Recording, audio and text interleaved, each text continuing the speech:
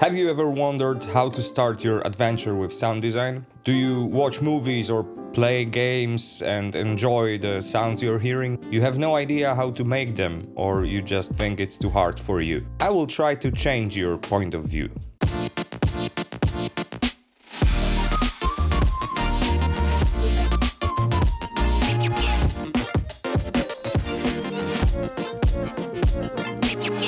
If this is your first time here, I encourage you to subscribe. I am posting videos about sound design, making sounds, and talking about my sound workflow.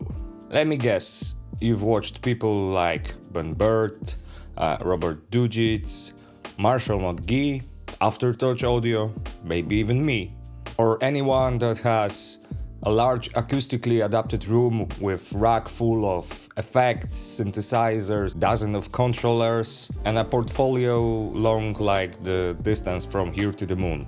And what?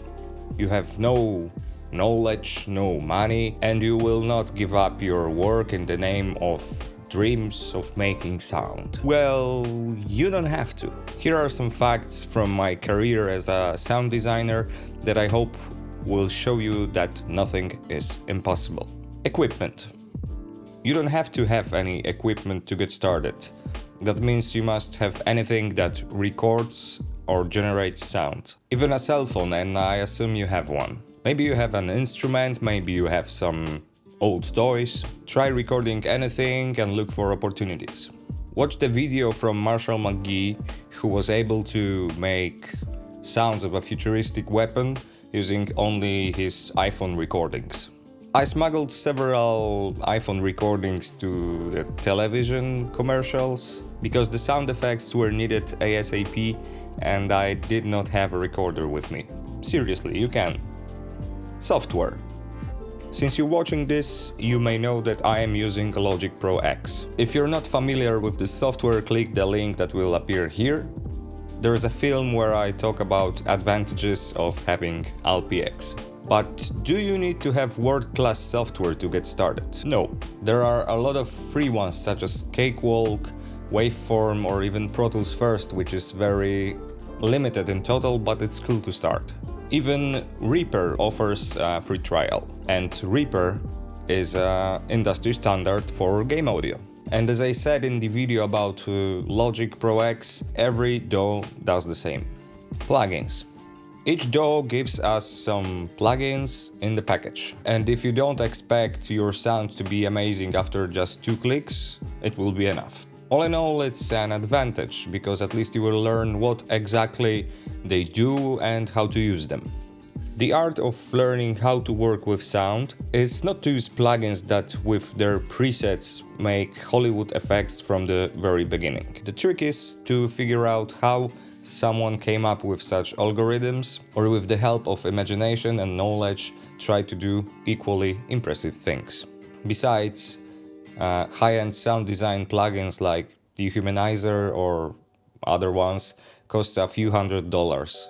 And if you do something with free or cheaper plugins, in addition, understanding what is happening along the way will be an advantage.